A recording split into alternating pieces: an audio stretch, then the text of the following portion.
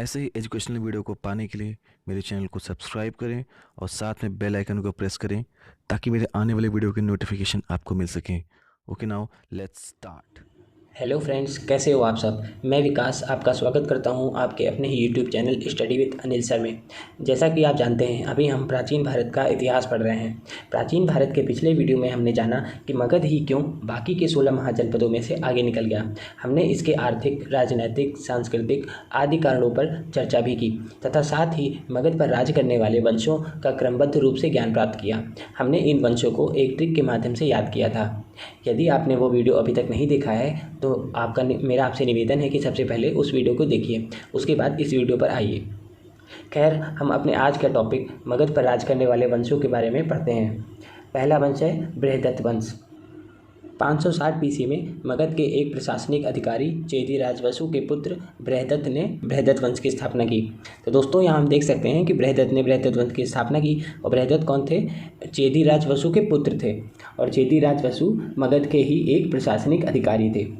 दूसरा पॉइंट देखते हैं। बृहदत्त उत्तर भारत में अपने राज्य का विस्तार करना चाहते थे और इन्होंने कृष्ण तथा पांडवों को अपना शत्रु बना लिया। तो दोस्तों, हम देख सकते हैं कि बृहदत्त वंश कृष्ण और पांडवों के समकालीन वंश हैं। इन्होंने अपने उत्तर भारत में अपने राज्य का विस्तार करना चाहते थे बृहदत्त, इसीलिए इन्होंने कृष्ण और पांडवों को अपना शत्रु बना लिया ताकि उन्हें परास्त करके उधर के सारे राज्य को जीत सकें। अर्जुन ने बृहदत्त की हत्या कर दी। जब एक दूसरे से दुश्मनी हो गई तो इन दोनों की लड़ाई हुई और अर्जुन ने बृहदत्त को मार डाला। बृहदत्त की मृत्यु के बाद उनका पुत्र जरासंध राजगद्दी पर बैठा। बृहदत्त के बाद अगला कौन सा था? उसका पुत्र जरासंध।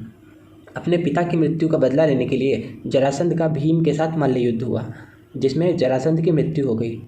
तो जरासंध अपने पिता की मृत्यु का बदला लेना चाहता था, बृहदत्त की मृत्यु का बदला, और उसने भीम के साथ मल्ल युद्ध किया जिसमें जरासंध फिर से मार दिए गए।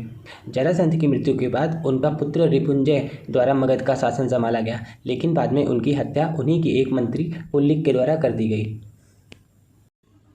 तो दोस्तों, आप देख सकते हैं कि रिपुंजय को उनके ही एक मंत्री पुल्लिक ने मार डाला और रिपुंजय की मृत्यु के बाद काफ़ी दिनों तक मगध जनपद के रूप में ही चला। रिपुंजय की मृत्यु के बाद कोई भी वहाँ पे अगला राजा नहीं बना, बल्कि ये कुछ दिनों तक जनपद के रूप में ही चला। बृहदत्त वंश के दूसरे मंत्री भट्टिय के पुत्र बिंबिसार के द्वारा 544 BC में हर्यक वंश की स्थापना की गई। बृहदत्त वंश जो चल रहा था उसमें एक और मंत्री थे, एक तो पुल्लिक थे और दूसरे एक और मंत्री थे जिनका नाम था भट्टिय। भट्टिय के पुत्र बिंबिसार ने 544 BC में हर्यक वंश की स्थापना की। तो दोस्तों, अब हम हर्यक वंश के बारे में पढ़ते हैं। पहले तो आपको बता दें कि हर्यक वंश को पितृहंता वंश भी कहते हैं।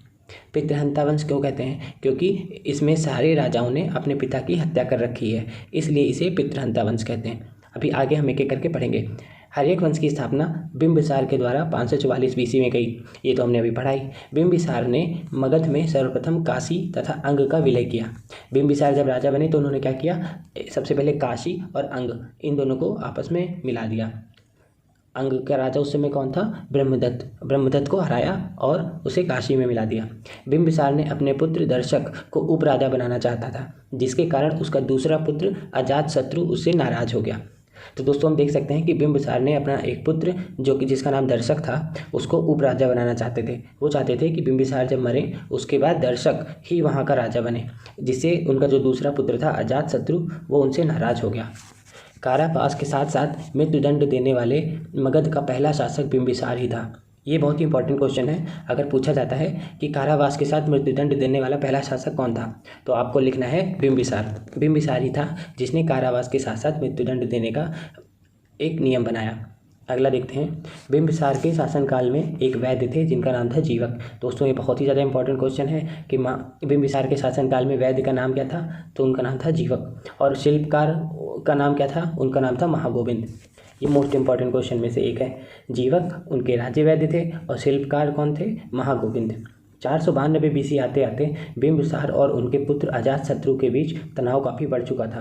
दोस्तों, अभी हमने ऊपर देखा है कि अजातशत्रु अपने पिता से गुस्सा हो गए थे और 492 BC आते आते दोनों में गुस्सा बहुत ज़्यादा बढ़ चुका था और अजातशत्रु ने अपने पिता बिंबिसार को मार डाला। बिंबिसार ने राजगृह का निर्माण कर उसे अपनी राजधानी बनाई।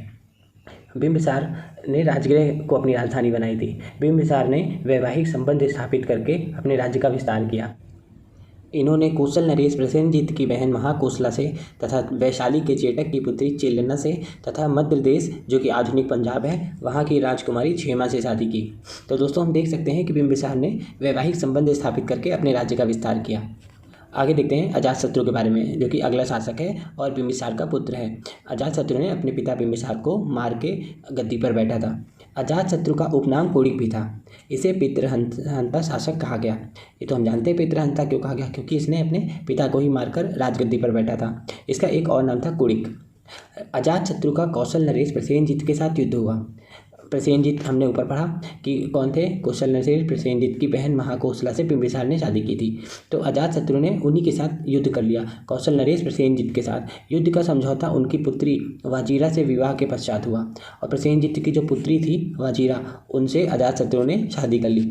अजातशत्रु बौद्ध और जैन दोनों धर्मों को मानते थे।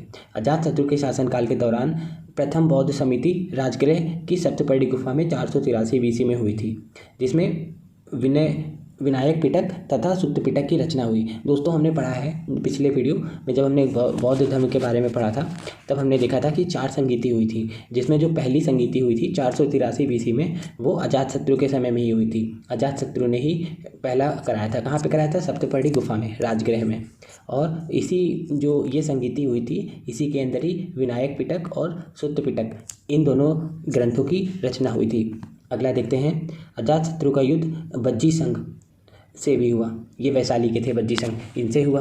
तो इसमें इनके सुयोग्य कूटनीतिज्ञ मंत्री वर्षकार का महत्वपूर्ण योगदान था। अजातशत्रु ने जब युद्ध किया वैशाली नरेश बज्जी के साथ, तो इसमें क्या हुआ कि इनके जो सुयोग्य कूटनीतिज्ञ मंत्री वर्षकार थे, इन्होंने बहुत महत्वपूर्ण भूमिका निभाई और अजातशत्रु को विजय दिलाई। अजातशत्रु ने इस वैशाली वाले युद्ध में महाशिलाकंटक और रथमूलक नामक अस्त्र शस्त्र का प्रयोग किया। आगे देखते हैं, अजातशत्रु के ही पुत्र उदयन यानी कि उदयभद्र ने अजातशत्रु की हत्या कर दी। अब हम फिर से देख सकते हैं कि अजातशत्रु का अगला पुत्र है जो कि जिसका नाम है उदयन या फिर उदयभद्र। उसने अजातशत्रु की हत्या कर दी। कहाँ, कब कर दी? 461 BC में, और स्वयं मगध का शासक बन गया। अब हम देखते हैं उदयन के बारे में यानी उदयभद्र के बारे में। दोस्तों एग्जाम में बहुत ही ऐसे पूछ लेता है, उदयन ना दे करके उदयभद्र दे देगा, तो आपको ये ध्यान रखना है कि उदयन और उदयभद्र दोनों एक ही हैं। उदयन ने गंगा तथा सोन नदी के मध्य में पाटलिपुत्र नामक शहर की स्थापना की।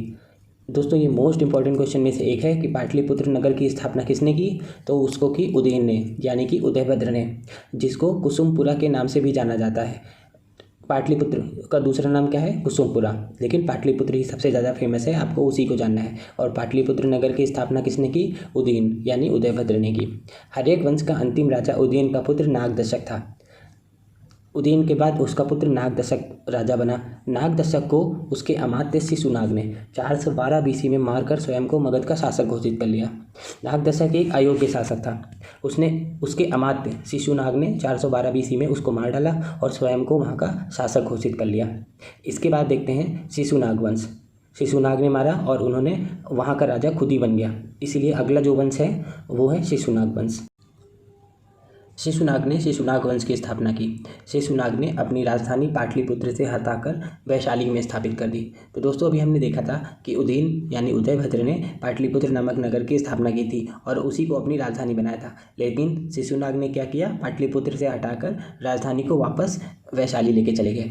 इनकी सबसे बड़ी विजय यह थी कि इन्होंने अवंती राज्य को मगध में मिला लिया। शिशुनाग वंश एक बहुत ही योग्य शासक थे और इन्होंने क्या किया? अवंती के राज्य को भी अपने मगध में मिला लिया। शिशुनाग के बाद उनका पुत्र कालाशोक राजा बना।